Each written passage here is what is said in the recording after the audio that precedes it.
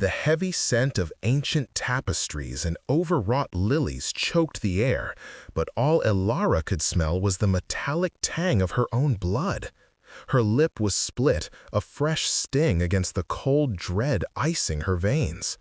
One of the royal guards had backhanded her for being too slow, for stumbling in the crush of bodies flooding the great hall. She was nothing, a scullery maid from the lowest rungs of the Silvermoon pack, permitted to witness the coronation only because every pack member was required to be present. From the back of the hall, she could barely see the gilded throne, a monstrous thing of polished wood and snarling wolf heads. But she wasn't watching the throne. Her eyes were locked on the dais steps, where two guards were dragging a figure in rough-spun clothes, his hands bound. It was Cale, her Cale, the quiet, stable boy with straw in his dark hair and a kindness in his eyes that had been the only warmth in her miserable life. A raw, wounded sound tried to claw its way up her throat, but she choked it down. They would beat him, banish him, or worse. She had begged him not to come, to stay hidden in the hayloft where they had shared stolen whispers and the hesitant touch of hands. He had promised he wouldn't leave her to face this alone. Now his face was bruised, his defiant gaze sweeping the crowd until it found hers. A lifetime of unspoken promises passed between them in that single shattering second. Just as the High Elder raised the shimmering crown of midnight, a voice boomed through the magically amplified silence. "Stop! We have found him, the lost son, the true Alpha of Silvermoon, hidden from us by usurpers and treason. Seize the regent and bring forth Prince Calen to claim his birthright." The guards didn't release Cale, they forced him to his knees before the throne. The elder tore the ragged tunic from his back, revealing the crescent moon birthmark shimmering against his skin, the undeniable mark of the royal bloodline. The crown, meant for the regent who had ruled in the lost prince's stead, was now being lowered toward the head of the boy she'd kissed in the stables not 3 hours ago. The world tilted, a nauseating lurch of gilded reality and impossible truth. The stable boy was the lost prince, and the look of pure agony on his face as the crown settled on his brow wasn't for his lost freedom. It was for her. Wait, before the next revelation unfolds, if this mystery has already captivated you, let us know where you're following this story from. To ensure you don't miss unexpected claims, broken bonds, or awakenings under the moon, subscribe and stay close. Now, back to the scene. A collective gasp rippled through the hall, a wave of sound that felt like a physical blow. Whispers turned to a roar of confusion, shock, and dawning belief. Elara felt nailed to the floor, her own breath a forgotten luxury. Prince Calen! The name was alien, a shard of glass in her mind. This was Cale, who smelled of hay and horsehide, whose hands were calloused from mucking out stalls, not softened by silks and privilege. This was the boy who had found her crying behind the kennels after a beating from the pack's alpha-born children, and had offered her a slightly bruised apple and a silent companionship that healed more than any apology. He rose to his feet, the heavy crown sitting strangely on his untrimmed hair. His movements were stiff, his face a mask of pale shock. The regent, a thick-necked alpha named Lord Valerius, was being dragged away, his face purple with rage, screaming about lies and conspiracies. No one listened. All eyes were on Cale, on Prince Calen. His gaze, once so warm and steady when it met hers, was now lost, darting between the stern faces of the elders, the gleaming weapons of the guards, and the 1,000 shifting faces in the crowd. He was a wolf in a gilded trap, and the teeth were snapping shut. Elara felt a desperate urge to run to him, to call his name, the one she knew. But a sharp elbow in her ribs from another servant reminded her of her place. She was less than dust in this room.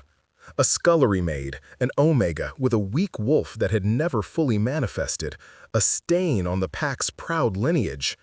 A dalliance with a stable boy was one thing, a secret, shameful, but survivable offense. But to have been touching, whispering with, kissing the lost prince?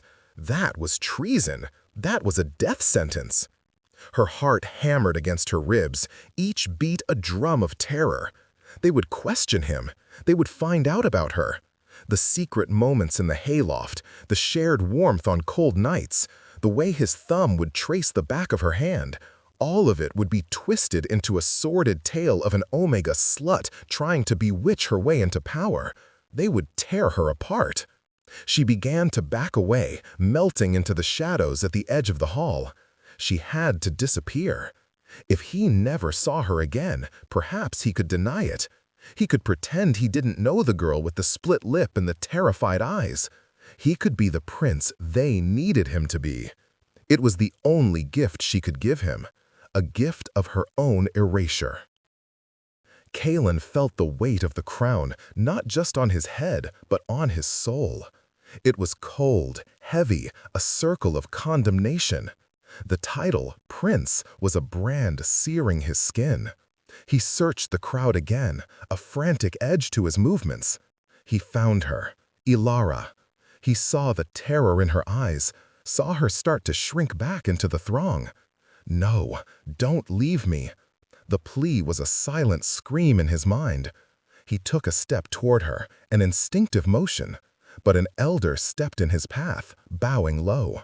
"Your Highness," the old wolf, like Horus, said, his voice smooth as oiled stone. "Your people await your words. You must address the pack." Address the pack? He didn't know these people. His people were the horses in the stables, the grumbling head groom, the skinny girl who read books to him in a hushed voice because he'd never been taught how. He looked from the elder's expectant face back to where Ilara had been standing. She was gone. A chasm opened in his chest, cold and terrifying. They had taken everything from him in an instant. His simple life, his anonymity, his freedom. And now they had taken her too. He was alone, surrounded by 1,000 wolves who saw only a symbol, a birthmark, a crown. The scent of lily and power was suffocating. He wanted the smell of hay and Ilara's faint, unique scent of rain-soaked earth and wild herbs. He turned back to the throne, his jaw tight. He let them guide him, let them place the royal fur-lined cloak over his shoulders. It felt like a shroud. He sat on the cold, unforgiving wood of the throne, his knuckles white where he gripped the snarling wolf heads of the armrests. He looked out at the sea of faces, proud alphas, calculating betas, subservient omegas. They were all looking at him, their new prince. And in that moment, he understood the crushing reality of his new life. He had been found, but he had never been more lost. He had gained a kingdom and lost the only person who was his entire world. The days that followed were a blur of suffocating ritual. Kalen was moved from his simple cot in the stables to the cavernous, cold royal chambers. Servants dressed him in silks that felt like sandpaper against his skin. Tutors hounded him, trying to cram 20 years of history, etiquette, and law into his head in a matter of weeks. He learned he had been hidden at birth by his mother, the late Luna Queen, to protect him from Lord Valerius, her brother-in-law, who had usurped the throne after the king's mysterious death. The stablemaster, a grizzled old wolf named Jorn, had been his secret guardian, the only one who knew the truth. But none of it mattered. Not the fancy clothes, the rich food, or the bowing and scraping of the court. He felt like a ghost haunting someone else's life. Every night, he stared out his window towards the stables, a physical ache in his chest. He had tried to find Ilara. The first day, he'd commanded a guard to fetch her.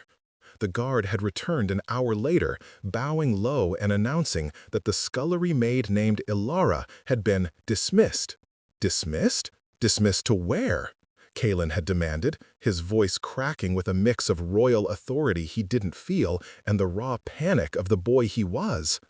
Her records are incomplete, Your Highness. She was an orphan, no listed family ties. She has left the Packlands. Left.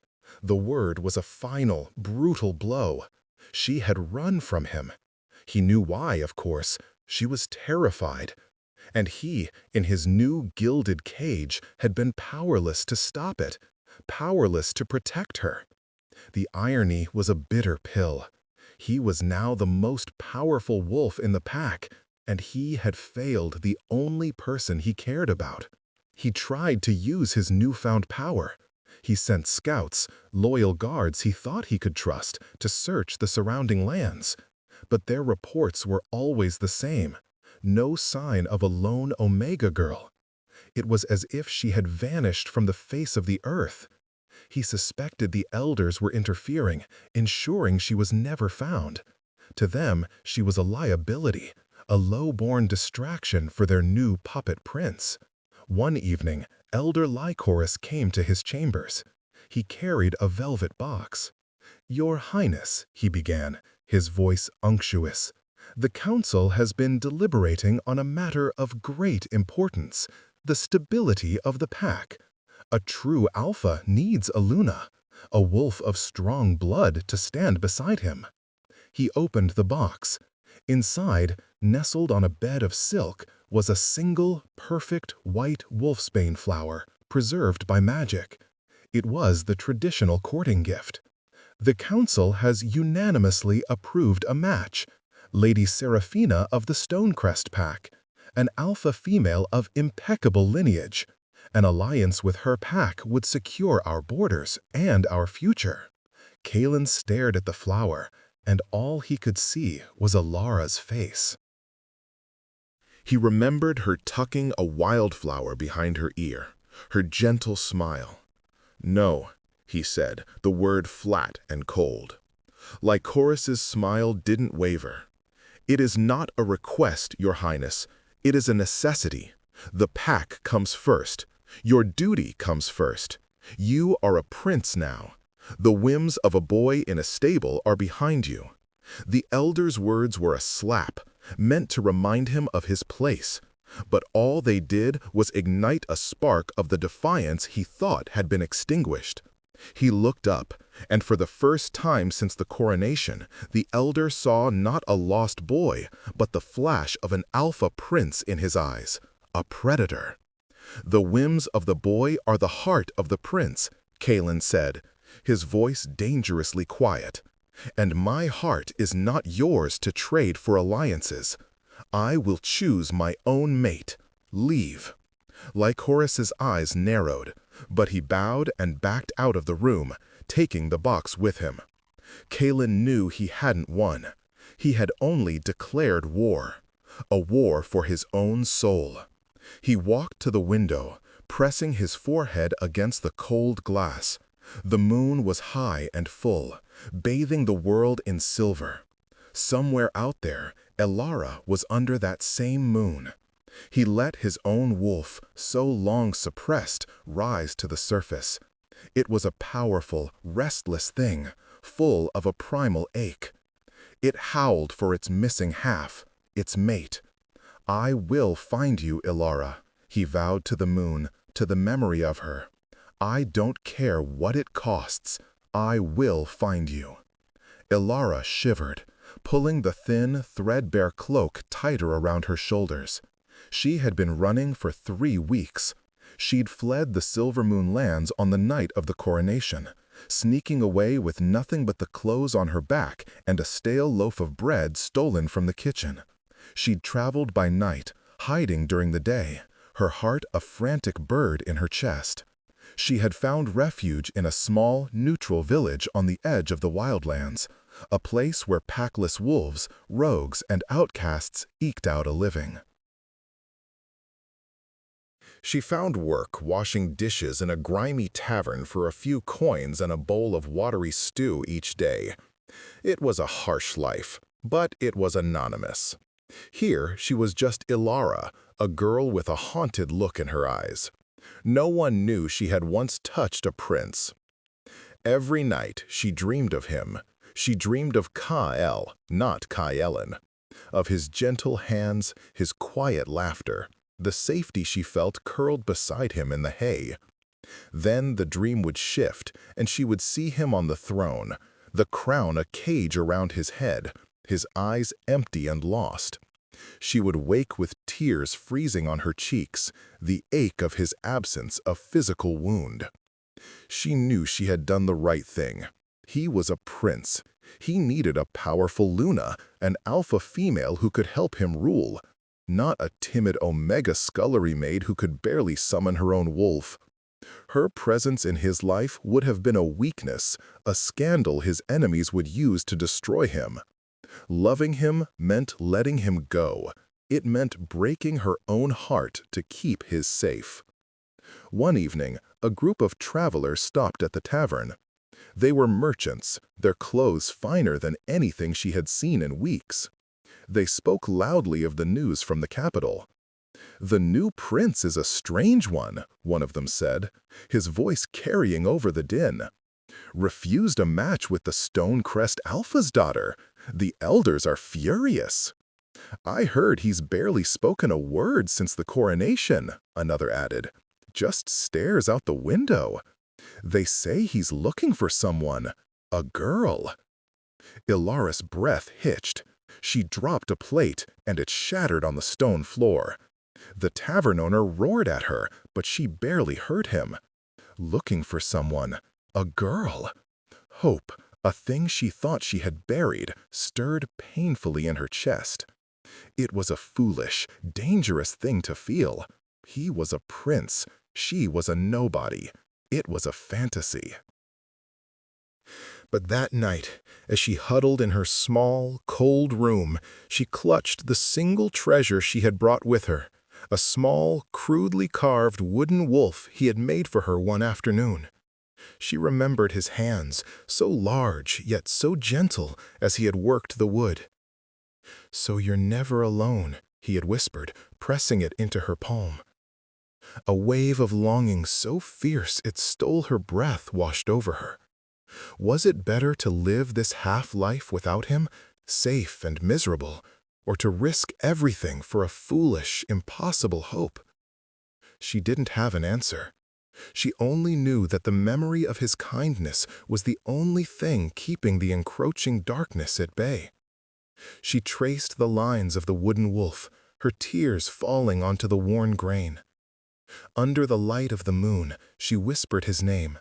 Not the prince's, but the stable boy's. Kale. It was a prayer, a lament, a desperate plea sent out into the lonely night. 2 months after the coronation, Lady Seraphina of the Stonecrest pack arrived. She wasn't summoned, she simply appeared, her entourage of elite alpha guards sweeping into the castle courtyard like a storm. She was exactly as the elders had described, tall, proud, with hair the color of spun gold and eyes like chips of ice. Her scent was sharp and commanding, the scent of a dominant alpha female. She demanded an audience with Kalen, and the council, eager to press the match, granted it immediately. Kalen met her in the throne room. He had been forced to wear the formal royal attire, a deep blue tunic embroidered with the silver direwolf of his house. It felt like a costume. Seraphina circled him, her eyes appraising him as if he were a prize stallion. "So," she said, her voice a low, melodic purr that held an undercurrent of steel. "You're the lost prince." "I am," Kalen replied, his voice flat. He refused to be intimidated. "The elders tell me you are reluctant to accept your duty," she continued, stopping directly in front of him. She was nearly as tall as he was. "They say you pine for a servant girl, an Omega. She said the word Omega as if it were a foul taste in her mouth. "What the elders say is their business," Kalen said, his eyes hardening. "My heart is my own." Serafina laughed, a sharp, humorless sound. "Hearts are a luxury, Prince Kalen. Power is a reality. Our packs united would be the strongest force in this land. Your stable girl offers you nothing but weakness, a vulnerability for your enemies to exploit. She is not a weakness," he snarled, his own alpha wolf rising to the surface, bristling at the insult. A low growl rumbled in his chest. Serafina's eyes widened slightly, a flicker of surprise, perhaps even respect in their icy depths. She hadn't expected him to have such a strong core. "A growl does not make a king," she said, recovering quickly. "Ruling does, making the hard choices, sacrificing what you want for what your people need. You have the power of the true alpha bloodline, but you have the instincts of a boy. You need a queen to guide you." "I do not need a keeper," he shot back. "Don't you?" she challenged, stepping closer. "You are surrounded by wolves who have been playing the game of power since before you were born. Like Horus and the others, they don't see a prince. They see a piece to be moved on a board. They put you on this throne, and they can just as easily take you off it. An alliance with me, with my family, makes you untouchable." He knew she was right. He had seen the way the elders watched him, the way they steered his decisions, controlled his access to information. He was a prisoner in his own castle. But the price she was asking was too high. It was Ilara. It was his soul. "Your offer is noted, Lady Serafina," he said, forcing a formal, dismissive tone. "But my answer remains no." "For now," she said, a slow, predatory smile spreading across her face. "You are new to this world, Kalen. You will learn. You will learn that what we want and what we must do are rarely the same thing. I will be waiting." She turned and swept from the room, her golden hair a banner of defiance. Kalen sank onto the throne, the encounter leaving him drained. Serafina was a force of nature, and she was right about the elders. He was in more danger than he had realized. His refusal to play their game was not just about his heart anymore. It was about his survival. If they saw him as a threat to their power, they would remove him, and if they couldn't control him through marriage, they would find another way. That night, Jorn, his old guardian from the stables, requested a secret meeting. The old wolf's face was grim. "Be careful, my prince," he whispered, his eyes darting towards the shadows in the torchlit corridor. "Your search for the girl, it is making them nervous. They see it as a sign of disobedience, of a will they cannot control." "She is my mate, Jorn," Kalen said, the words torn from the deepest part of him. It was the first time he had said it aloud, and the truth of it settled in his bones, solid and undeniable. "I feel it. My wolf knows it." Jorn's eyes softened with a pained sympathy. "I know, lad, but they will not allow it. A prince has never taken an Omega as his Luna. It would shatter centuries of tradition. They will see her as a threat to the bloodline." He leaned closer. "They are not just stopping your scouts. They are actively hunting for her themselves, and not to return her to you." The blood drained from Kalen's face. "What do you mean?" "They mean to eliminate the problem," Jorn said, his voice heavy with meaning. "Permanently." The world went silent. The torchlight seemed to dim. The elders weren't just trying to control him. They were trying to murder the woman he loved. The boy in him who had hidden in haylofts died in that moment, replaced by the cold, calculating fury of a true alpha prince whose mate was threatened. "Then they have left me no choice," Kalen said, his voice like the grinding of stone. He would have to play their game. He would have to pretend to be the prince they wanted, the puppet they could control. He would have to push away the memory of Alara publicly for her own safety. It would be the hardest thing he had ever done. It would feel like cutting out his own heart. But if it was the only way to keep her alive, to give him time to find her before they did, then he would do it. He would become the monster they wanted, to protect the angel they were hunting. He sent for Lady Seraphina the next morning. When she entered the council chamber, he was flanked by the elders, his face a mask of cold regality. He did not look at her, but at Lycoris. "Elder," he announced, his voice ringing with an authority that made them all straighten up. "I have reconsidered. The stability of the pack is paramount. I will accept the courtship with Lady Seraphina." Seraphina's lips curved in a triumphant smile.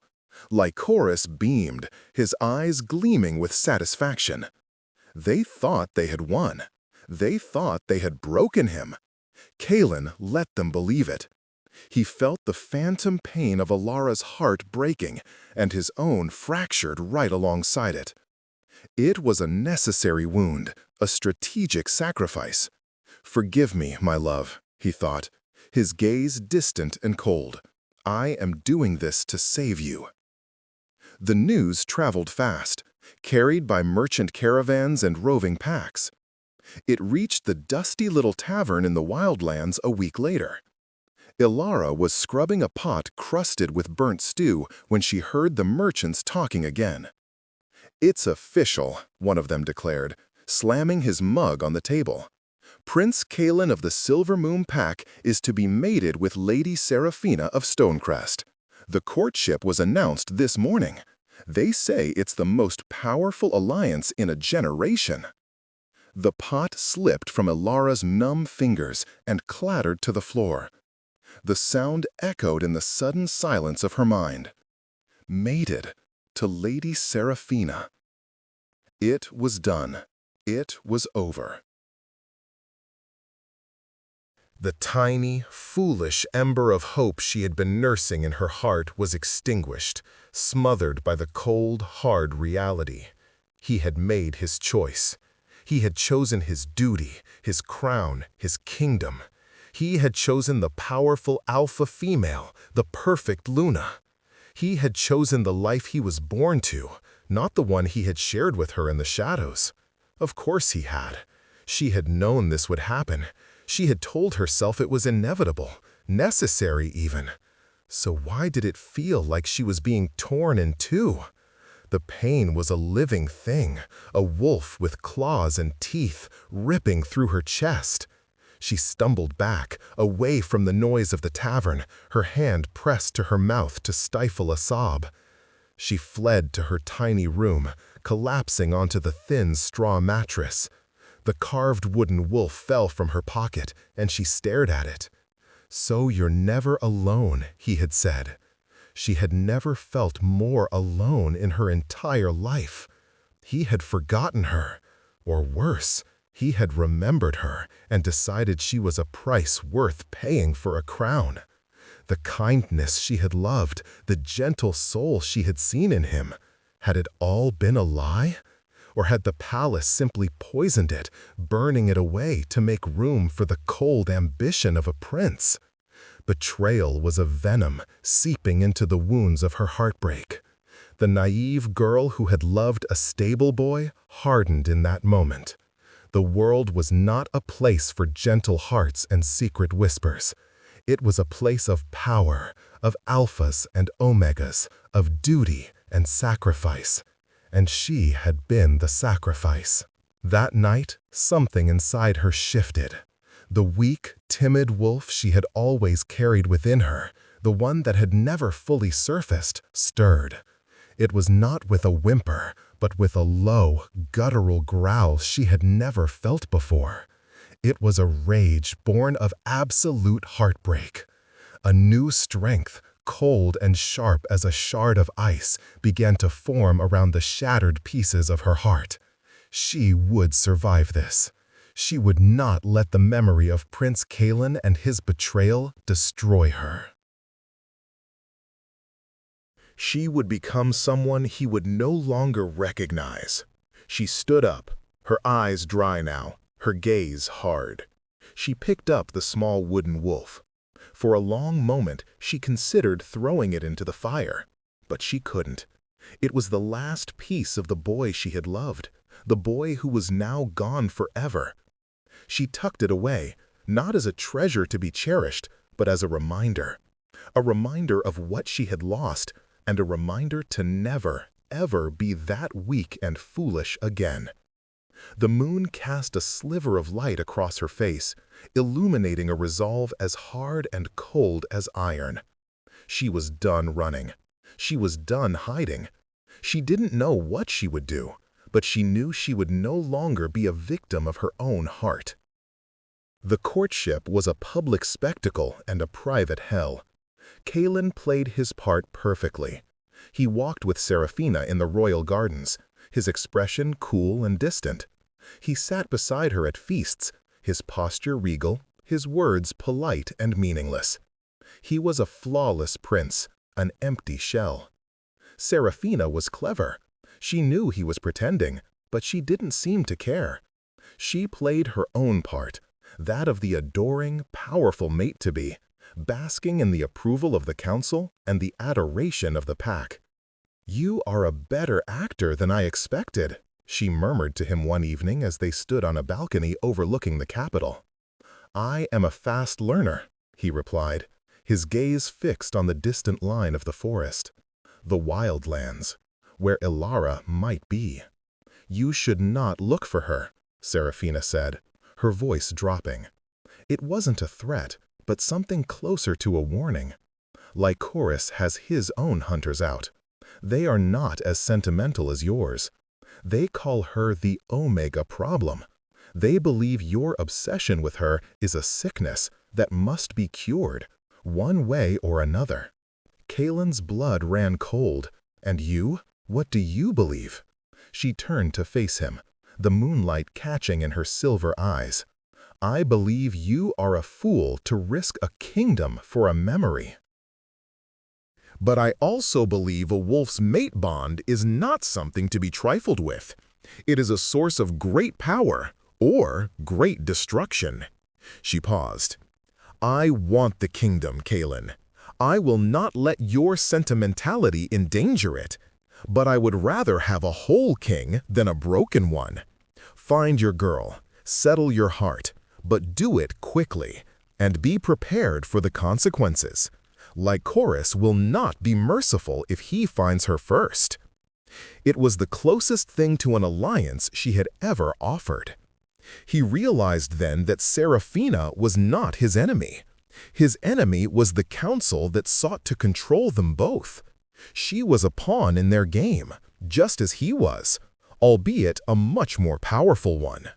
"Why are you telling me this?" he asked, his voice low. "Because a kingdom ruled by a puppet king and a resentful queen is a weak one. I am an alpha. I do not bow to puppets," she said, "and I have no desire to be mated to a ghost." He had a choice: trust her or trust no one. He looked into her eyes, and for the first time he saw not a rival, but a potential ally. A dangerous one, but an ally nonetheless. Meanwhile, Jorn had been working in the shadows. He used his old connections, the network of grooms, messengers, and stable hands that moved unseen through the lands, to continue the search.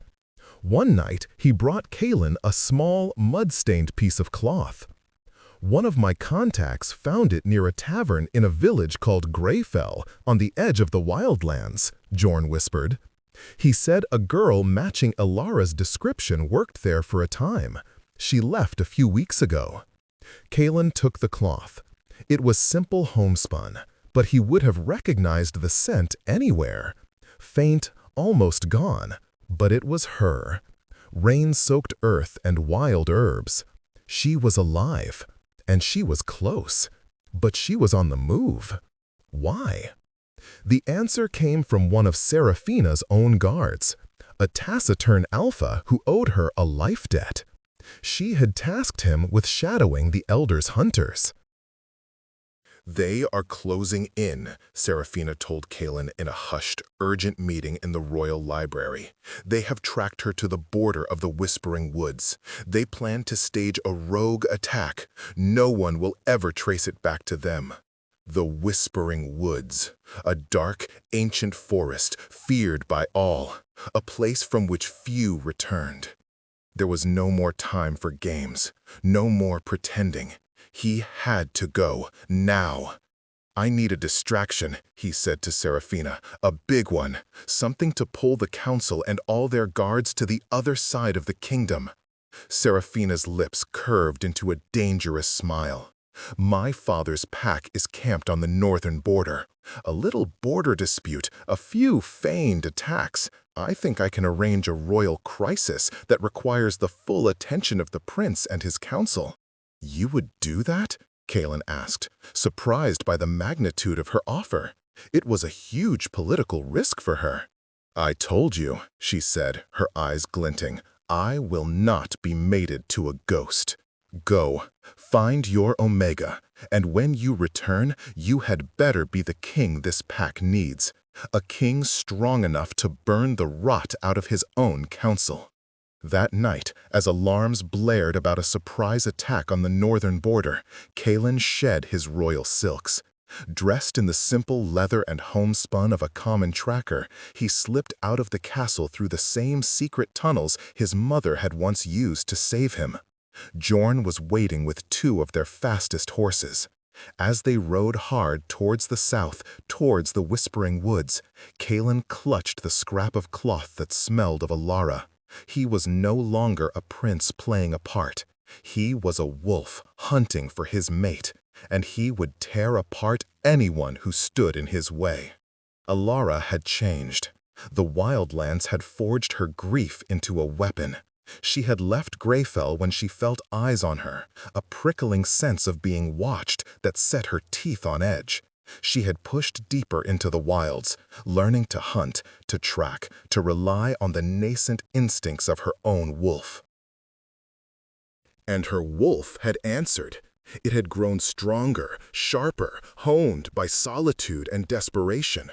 It was no longer a timid, whimpering thing. It was a survivor.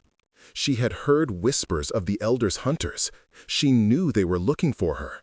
She was a loose end, a threat to their perfect political machinations. She had become an expert at hiding, at leaving false trails, at becoming a ghost in the trees. She was now on the edge of the Whispering Woods, a place she had been warned against her entire life. But it was also the one place she knew they might hesitate to follow. One evening, as dusk bled through the canopy, she felt it. A shift in the air, a scent on the wind. It was faint, but unmistakable. Alpha. Not the cold, sterile scent of the hunters, but something else, something familiar, something that called to a place in her heart she thought had turned to stone. Her mind screamed at her, "Trap! It's a trap!" They were using him, or his scent, to lure her out. She scrambled up a rocky outcropping, hiding herself in a cleft between two ancient moss-covered stones. She peered down into the gloom. Two figures on horseback emerged from the trees. One was old, grizzled. She vaguely recognized him as the stablemaster. The other, it was him. Not Prince Kaelin in silks and a crown. It was Kael, dressed in worn leather, his hair unruly, his face grim with determination. He looked not like a prince, but like the boy she had known. Her heart gave a painful, traitorous lurch. She stayed hidden, her breath caught in her throat. She watched as he dismounted, his head turning, sniffing the air. His eyes, even from this distance, held a raw, desperate intensity. "She was here," he said to Jorn, his voice carrying on the still air. It was the voice that had whispered to her in the hayloft, and the sound of it was a physical blow. "I can smell her. She's close." He was looking for her. After all this time. After the courtship, the betrayal. Why? What game was this? Then she heard another sound. The snap of a twig from the other side of the clearing. A low growl. 3 large, dark-furred wolves emerged from the shadows. Their eyes glowed with malice. Their scent was cold, predatory. The elders' hunters. Elara's blood turned to ice. It was a trap, and he had walked right into it. "Well, well," the lead wolf snarled, shifting back into his human form. He was a broad-shouldered alpha she recognized from the royal guard. "Look what we have here, the runaway prince, come to find his little Omega pet." Jorn drew his sword, placing himself in front of Kalen. "You will not touch him," the old wolf growled. "We have no orders to harm the prince," the hunter sneered. "Our orders are to eliminate the distraction. Once she is dead, he will come to his senses. He will do his duty." He looked directly at Kalen. "We know she's here. We've been tracking her for weeks. Give her up, Your Highness, and we can all go home." Kalen's face was a thundercloud of fury.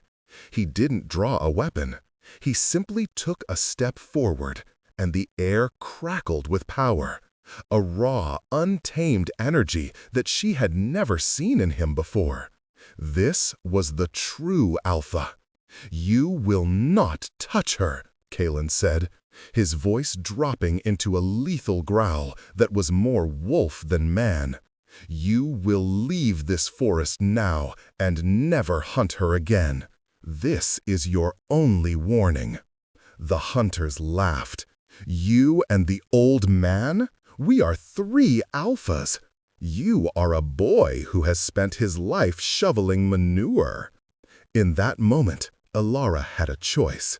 She could stay hidden, save herself, and watch the man she loved, the man who had betrayed her, the man who had still come for her, be overwhelmed. Or she could fight. The timid Omega, the scullery maid, was gone. In her place was a wolf who had been forged in the fire of heartbreak and survival. As the hunters lunged, she made her choice. A blur of motion erupted from the rocks above. Elara, in her half-shifted form, claws extended, eyes glowing a faint silver, landed between Kalen and the lead hunter. She let out a snarl, a sound of pure, protective fury that shocked everyone, including herself. Kalen stared at her, his eyes wide with disbelief and a dawning, fierce pride. "Elara," he breathed. The lead hunter faltered for a second, surprised by her sudden appearance. "The Omega bitch," he sneered, recovering. "You make this easy." He lunged for her. He never reached her. Kalen moved like lightning. His own shift was instantaneous and overwhelming. One moment he was a man, the next a massive dire wolf, larger than any she had ever seen. Its fur the color of midnight, its eyes burning with golden fire. He slammed into the hunter, and the forest echoed with the sound of the impact. The fight was brutal and short. Jorn, a skilled warrior, engaged one of the other alphas. Kalen, in his true form, was a force of nature. He was not just an alpha, he was the true alpha, and the power flowing from him was immense. But it was Elara who made the difference. She was not as strong as the alphas, but she was fast and vicious, her movements unpredictable. She harried the third wolf, her claws raking its flank, her snarls a constant distraction, allowing Jorn to gain the upper hand. It was over in minutes. One hunter was dead, his neck snapped by Kalen's powerful jaws. The other two fled, their tails between their legs, yelping in terror. Silence descended on the clearing, broken only by the ragged sound of their breathing. Kalen shifted back, his chest heaving. Jorn leaned against a tree, clutching a wound on his arm. And Ilara stood her ground, her claws still extended, her eyes fixed on Kalen. He took a step towards her, his face a mixture of relief, awe, and deep, aching regret. "Ilara," he said again, his voice thick with emotion. "You're alive. You're magnificent." She didn't run to him. The betrayal was still a fresh wound. "Why?" she asked, her voice raspy. "Why did you agree to mate with her?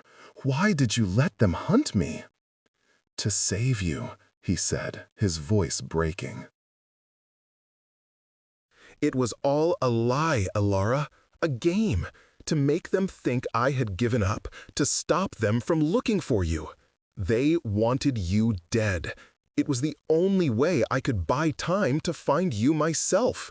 I never stopped looking, not for a second." He held out his hand. In his palm was the small, carved wooden wolf she had dropped in her flight from Greyfell. His scouts had found it.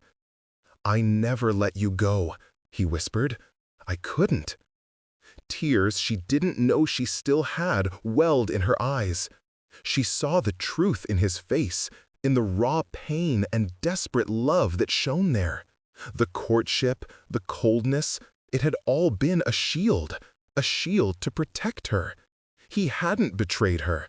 He had been trying to save her. She retracted her claws, the rage that had sustained her for so long finally melting away, leaving behind the deep, profound ache of their shared bond. She took a hesitant step towards him, and then another. He met her halfway, pulling her into his arms, crushing her against him. He buried his face in her hair, and his body shook with a sob he had held back for months. "I thought I'd lost you," he choked out. "I thought they'd won." "You found me," she whispered into his chest, clutching him as if he were the only solid thing in the universe. "You came for me." "Always," he vowed, his voice a raw promise against her skin. "From the stables to the throne, Ilara, always." He pulled back slightly, his hands framing her face. His eyes burned with an intensity that stole her breath. "They tried to take you from me. They tried to break us. They showed me that a king who cannot protect his mate is no king at all. I am done playing their games." He lowered his head, his forehead resting against hers. His next words were not a prince's decree, but a wolf's claim, ancient and absolute. "You are my mate. You are my Luna, and I will burn my kingdom to the ground before I let anyone harm you again." He kissed her then, a desperate, claiming kiss that was full of months of pain, fear, and unspoken love. It was not the hesitant kiss of a stable boy, but the possessive kiss of a king claiming his queen. And in the heart of the whispering woods, surrounded by shadows and secrets, Ilara kissed him back, claiming her alpha, her prince, her Kale. Their bond, forged in secret and tested by fire, finally sealed under the watchful eyes of the moon. They were no longer a prince and a scullery maid. They were a true alpha and his fated Luna, and they were going home. Their return to the capital was not quiet. Kalen, Ilara, and Jorn rode not through secret tunnels, but through the main gates, the bodies of the slain and captured hunters slung over their saddles. The royal guard, stunned, could do nothing but part before them as they rode directly to the great hall where the council was in session. Kalen strode into the hall, Ilara at his side. He was no longer dressed as a tracker, but he hadn't donned his royal silks either. He wore the simple leather of a warrior, and at his hip was a sword. His face was hard, his eyes blazing with golden light. Ilara, though dressed in her own worn traveling clothes, held her head high. Her hand was in his, their fingers intertwined. A low murmur rippled through the assembled lords and ladies. Elder Lycoris rose from his seat, his face a mask of shock and fury. "Your Highness, what is the meaning of this? And who is this creature you have brought into our hall?"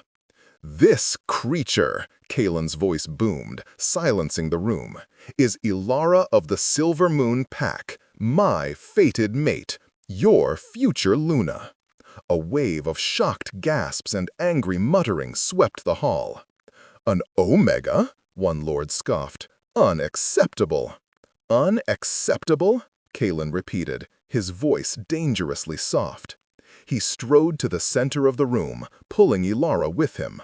"What I find unacceptable is a council that plots murder, that sends assassins to hunt an innocent woman in the woods."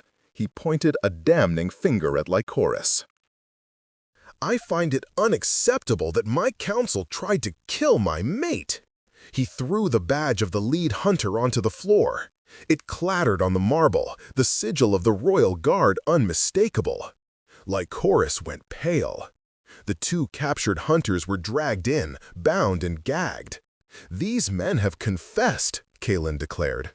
"They confessed they were acting on the direct orders of Elder Lycoris and his faction. They were sent to murder Ilara to cure me of my obsession." The hall erupted into chaos. Lords loyal to the old regime shouted denials, while others who had chafed under the council's thumb saw their opportunity. "This is a lie! Treason!" Lycoris shrieked, his composure finally cracking. "The boy is bewitched by this Omega witch." "The only witch I see," a new voice cut through the din, "is the one who tried to play kingmaker." Lady Seraphina entered the hall, flanked by her own guards. She walked to Kalen's side, a silent, powerful show of support. "My scouts witnessed the attack," she announced, her voice ringing with authority. "They saw the Elder's men attack their prince and his mate. The Stonecrest Pack recognizes this union, and we stand against any who would harm the true Alpha's chosen." It was the final, devastating blow to the Council's power. The endorsement of the Stonecrest Pack swayed the wavering lords. The tide had turned. Lycoris, trapped and exposed, made a fatal mistake. He drew a hidden dagger, his face twisted in a snarl of desperation, and lunged not at Kalen, but at Ilara.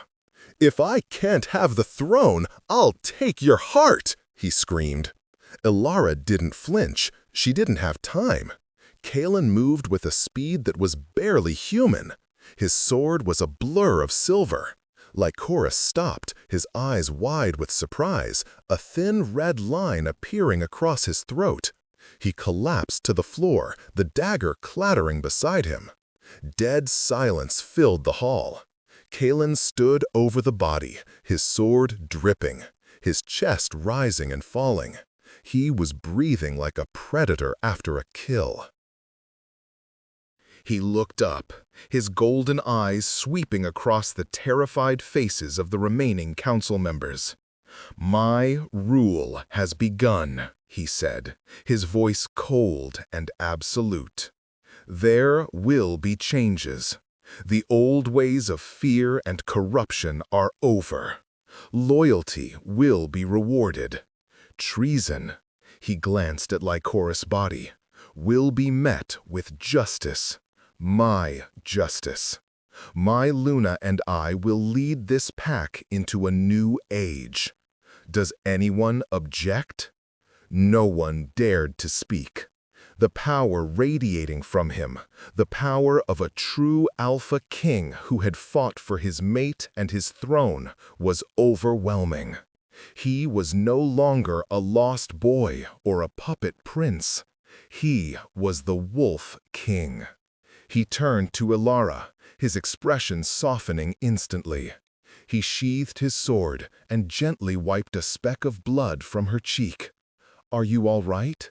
he murmured, his voice for her alone. She nodded, her eyes shining with love and pride. "I am," she said, her voice clear and strong. "My king." He led her to the dais, not to the monstrous throne, but to stand before it, facing the pack. "Behold your Luna," he proclaimed. And this time there were no objections. The lords, the ladies, the guards, one by one, they knelt. Months later, the palace felt different, warmer. The heavy, suffocating tapestries had been replaced with brighter ones, and the scent of lilies was gone, replaced by the fresh scent of herbs from the gardens Ilara now tended. The rigid hierarchy of the pack had begun to soften. Kaelin, with Ilara's gentle counsel, ruled with a firm but fair hand. He valued loyalty and heart over bloodline and rank. Omegas were given voices, and the power of the old, corrupt alpha families was curtailed. Seraphina had become a true friend and a powerful ally. She had never wanted Kaelin's heart, only a strong kingdom. Now she was the ambassador to her own pack, forging a permanent, unbreakable alliance built on respect, not forced marriage.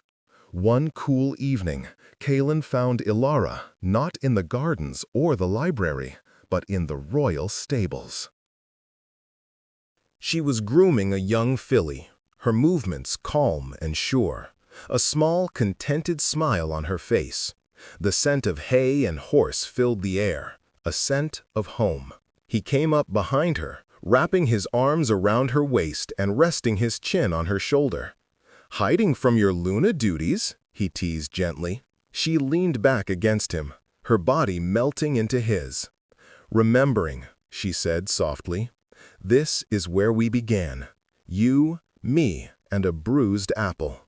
"I was a fool," he murmured into her hair. "I should have told you who I was." "No," she said, turning in his arms to face him. She placed a hand on his cheek, her touch grounding him as it always did. "If you had been a prince, I would have been too scared to even look at you. But you were just Kael. You were kind. You saw me, Ilara. Not an Omega, not a scullery maid. Just me." She smiled. "And I saw you. Not a stable boy, not a lost prince. Just the man I loved." He leaned in and kissed her, a soft, slow kiss full of the quiet contentment that had replaced the desperate passion of their reunion. It was a kiss of peace, of promises kept. The weight of the crown was still there, but it no longer felt like a burden. With Ilara by his side, it was simply a tool, something to be used to protect their people, their family.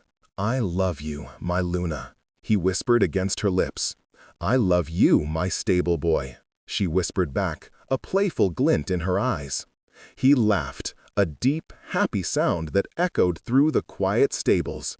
He swept her up into his arms, and she shrieked with laughter, a beautiful, carefree sound that was now the true music of the palace.